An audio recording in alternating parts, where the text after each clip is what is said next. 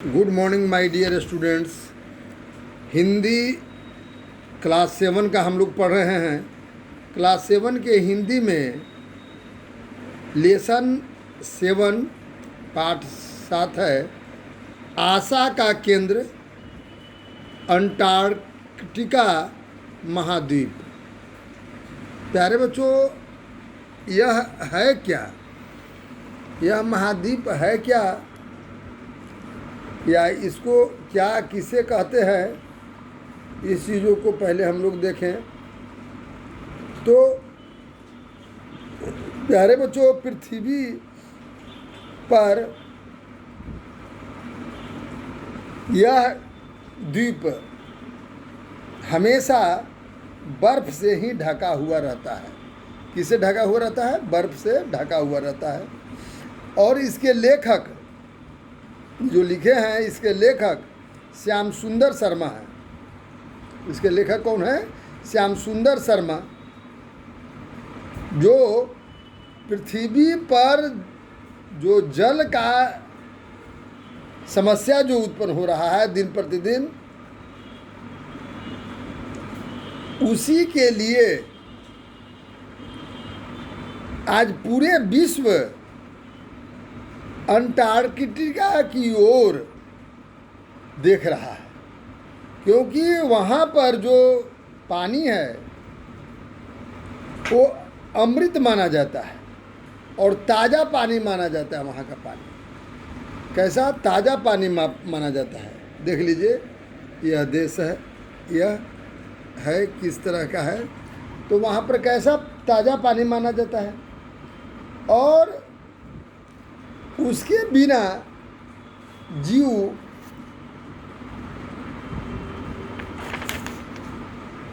नहीं रह सकता है। पानी के बिना कोई जीव रहता है जिंदा?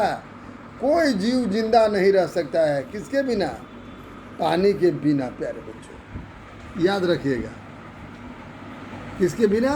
पानी के बिना कोई भी जीव जिंदा नहीं रह सकता है। ये तो आप भी जानते हैं। कोई दिक्कत है? और कहता है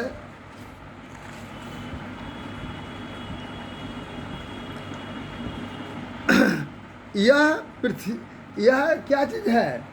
दक्षिणी ध्रुव, माने पूरे पृथ्वी के दक्षिणी भाग में ये स्थित है। कौन महाद्वीप? अंटार्कटिका महाद्वीप। अंटार्कटिका महाद्वीप कहाँ है प्यारे बच्चों? यह सबसे दक्षिण में स्थित है, दक्षिणी ध्रुव के नज़दीक स्थित है। और यहाँ पर जो बर्फ जमा हुआ है, अर्थात वह माने क्या चीज़ है? पानी, पीने युक्त पानी, ताज़ा पानी, मतलब 70% भाग यहाँ पर फैला हुआ है। देख रहे हैं ना? मतलब जानते हैं कि जहाँ पर शुष्क प्रदेश है, वहाँ के लोग भी इस द्वीप को ललचाई आंखों से देख रहे हैं। कैसे आंखों से देख रहे हैं? ललचाई आंखों से देख रहे हैं। खाद्यान्नों के अगर संदर्भ में देखा जाए तो हमारा देश जो है, हमारे देश काफ़ी अच्छी स्थिति में है। यहाँ खाद्यान्न का आयात होता है हमारे देश में, बहुत कम है ना, लेकिन ज़्यादा आयात बहुत कम होता है। आयात माने कोई सामान अपने देश में आना, तो आयात। अब यहाँ के बने सामान को दूसरे देश में ले जाना निर्यात कहलाता है। तो यहाँ पर कहने के मतलब है कि ये सब हो रहे हैं, मतलब खाद्यान्न का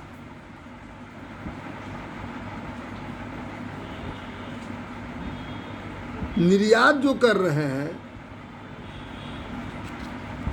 आज जो देख रहे हैं कि सबसे ज़्यादा मात्रा में पानी की समस्या दिन प्रतिदिन बढ़ते चल जा रही है। किसकी समस्या? पानी की समस्या। यह समस्या पूरा प्यारे बच्चों गंभीर होते चल जा रहा है ना? तो माने भविष्य में ताज़ा पानी की पूर्ति कौन कर सकता है? अंटार्कटिका महाद्वीप ही कर सकता है। जानते हैं कि अन्य महाद्वीप से यह भिन्न अंटार्कटिका महाद्वीप जो है भौतिक, चुंबकीय, खगोलीय, वैज्ञानिक, जैव एवं प्रदूषण संबंधी परीक्षा के लिए और अब भी किए जा रहे हैं। प्यारे बच्चों, वहाँ परीक्षण निरंतर चल रहा है उस स्थान पर। कौन स्थान पर? अंटार्कटिका महाद्वीप पर। और वहाँ पर एक चीज़ ये है कि जिसका प्रभाव पृथ्वी के अन्य क्षेत्रों पर परोक्ष या प्रत्यक्ष रूप से पड़ता है। परोक्ष या प्रत्यक्ष रूप से पड़ता है। प्यारे बच्चों, यह महाद्वीप, कौन महाद्वीप? अंटार्कटिका महाद्वीप धरती पर जमी बर्फ के चादर ओढ़ करके है और वह सागरों का नियंत्रण करता है।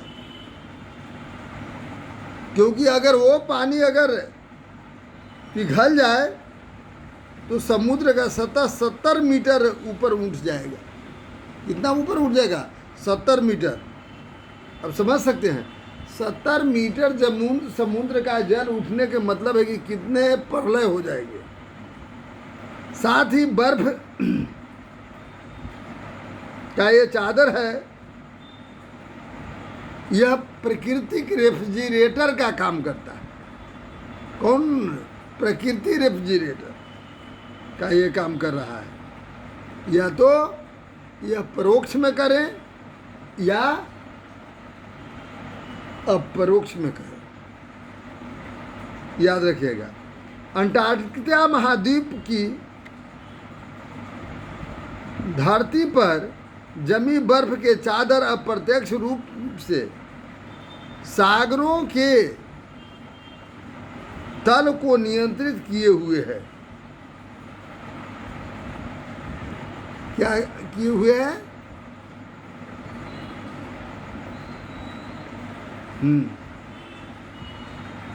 प्यारे बच्चों, ये जो प्राकृतिक रेफ्रिजरेटर किसको कहा जाता है? किसको? यह महाद्वीप को, अंटार्कटिका महाद्वीप को। और ये जैसे आप देख रहे हैं भारत के द्वारा ये बना हुआ है। देखिएगा किसके द्वारा बना हुआ है? भारत के द्वारा वहाँ पर बना हुआ है। ठीक है, समझिएगा। और आज अंटार्कटिका महाद्वीप भारत के लिए एकदम अपरिचित है। लोग मानते हैं, ऐसा नहीं है। सन 1981 के बाद से प्रति वर्ष हमारे यहाँ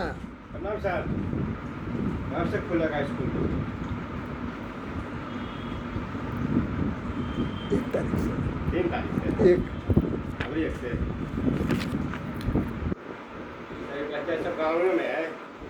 बुला लीजिएगा, बुला लीजिएगा। नंबर यहाँ लिख दीजिए। नंबर तो आपके पास सही है मेरे पास। मेरे में है नंबर। हाँ।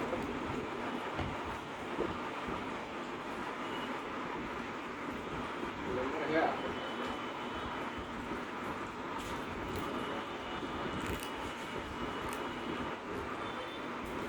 ये नंबर बताओ। वीडियो जा रहा है, वीडियो जा रहा है।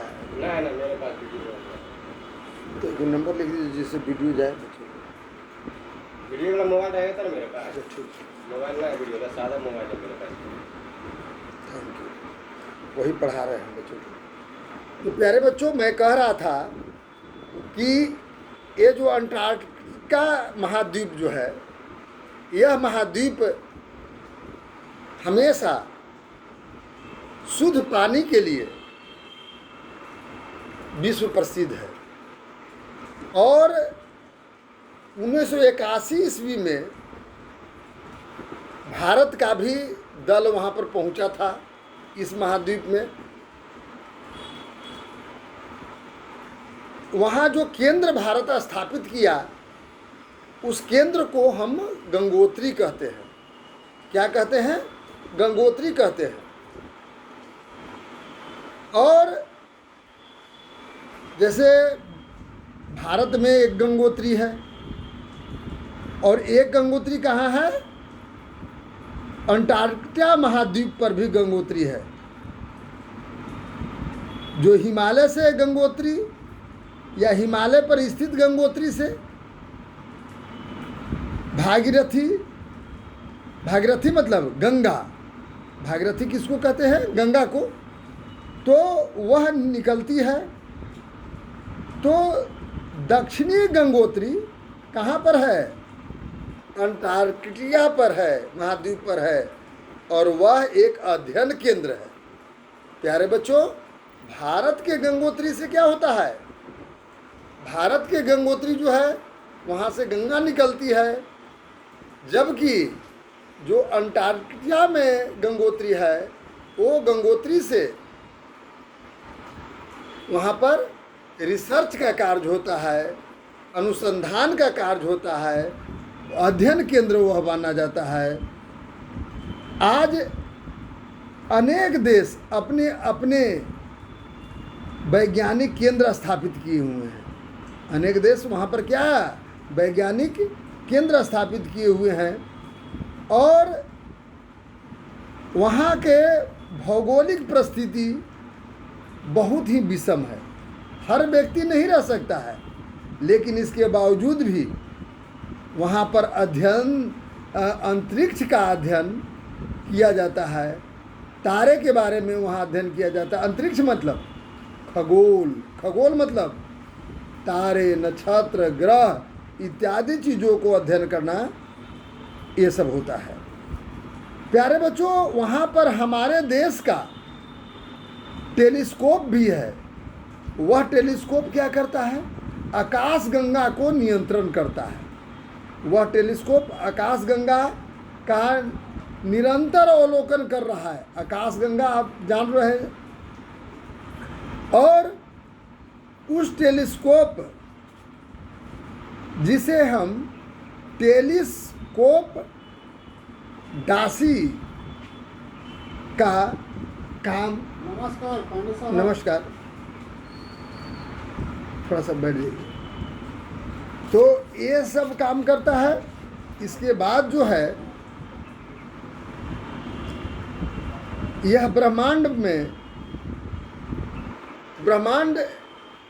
जिस एक न एक दिन वह समाप्त हो जाएगा। जिस चीज़ों का निर्माण होता है उसका विनाश निश्चित है।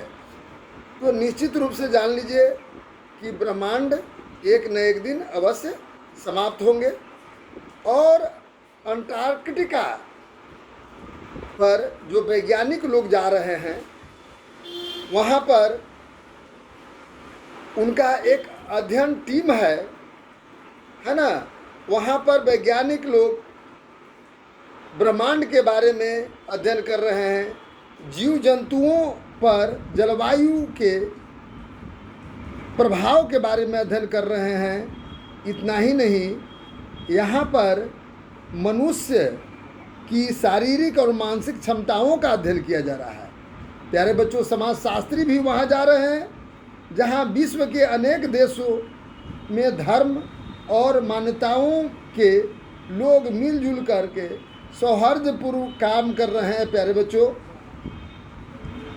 वहाँ सब शुद्ध है, प्रदूषण है ही नहीं, सब शुद्ध मिल रहा है। वहाँ न कोई नशा का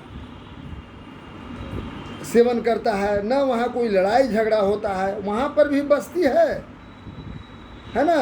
अब जानते हैं कि जॉर्ज द्वीप से मैकमर्ड साउंड और वैज्ञानिक केंद्र स्थित है। प्यारे बच्चों, ग्रीष्म में वहाँ पर हजारों के हजारों लोग वहाँ पर जाते हैं ग्रीष्म के समय में, गर्मी के समय में, है ना। और मैक टाउन से अंटार्कटिका सन नाम का एक साप्ताहिक समाचार प्रकाशित होता है। यहाँ वाहनों की गति को नियंत्रण करने हेतु एक अवरोधक भी है, समझ सकते हैं। यहाँ से 3 किलोमीटर दूर स्थित न्यूजीलैंड के बस सेवा के लिए नियमित रूप से शटल बस सेवा भी चलती है। यहाँ पर प्यारे बच्चों डाक घर, हवाई अड्डा, एसटी, यहाँ पर एटीएम भी सुविधा है। यहाँ पर माने वैज्ञानिक तो रहते ही हैं, शिक्षक, अस्पताल में कर्मचारी, पायलट, इंजीनियर, यहाँ तक कि दुकानदार भी यहाँ पर रहते हैं। अंटार्कटिका सन के संपादक के अनुसार यहाँ पर बस्तियाँ हैं। बस्तियाँ में गरीब अमीर व्यक्ति रहते हैं, लेकिन कोई भेदभाव नहीं है ना। सभी लोग एक लाल रंग का सरकारी परमा ही पहनते हैं, सभी लोग रहते हैं। सामाजिक स्तर की गतिशीलता से मापा जाता है। यहाँ पर सैलानी लोग आते हैं। सैलानी माने यहाँ पर जो वो बर्फ़ों में घूमने वाले सैलानी आते हैं। दक्षिण अमेरिका से अंटार्कटिक के लिए नियमित जल सेवा है। यहाँ पर वर्षा तो होती ही नहीं है उतनी। प्यारे बच्चों, यहाँ पर हर वर्ष 12,000 सैलानी अंटार्कटिका में घूमने के लिए आते हैं और समझ सकते हैं 14 घंटा उड़ान भर करके 3,000 सैलानी अंटार्कटिका पहुँचते हैं। अन्य देशों में से भी सैलानी पर्वतारोही यहाँ पर स्कीइंग के लिए पहुँचते हैं। यहाँ यह बहुत शुभ संकेत है कि यहाँ पर आवागमन बढ़ने से बहुत शांति भंग होती है, लेकिन बहुत शुभ यहाँ की बात है। प्यारे बच्चों, यहाँ पर आप बता सकते हैं हम कि यहाँ पर कचरा भी बढ़ रहा है और ख़ास करके यहाँ पर रहने वाले जीव जंतु की भी हानि पहुँच रहे हैं, ज़्यादा लोग पहुँच रहे हैं। तो इस तरह से यहाँ पर अतिक्रमण हो रहे हैं और यहाँ कल्पना किया जा सकता है कि उस दक्षिणी ध्रुव जहाँ पर पहुँचने के लिए एमांडसन और स्कॉट ने महीनों तक बर्फ पर पैदल यात्रा की थी और अब हर ग्रीष्म ऋतु में 250 से अधिक वायुयान यहाँ पर उतरती है।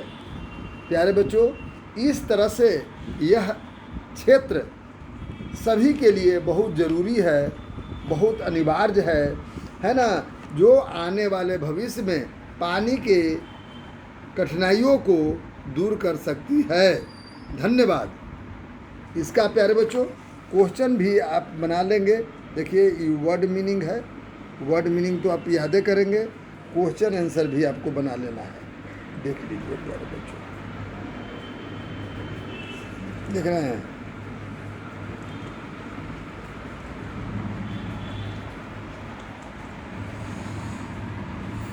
देखिए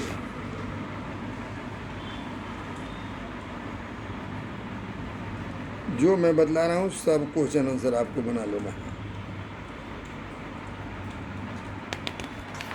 ठीक है, धन्यवाद।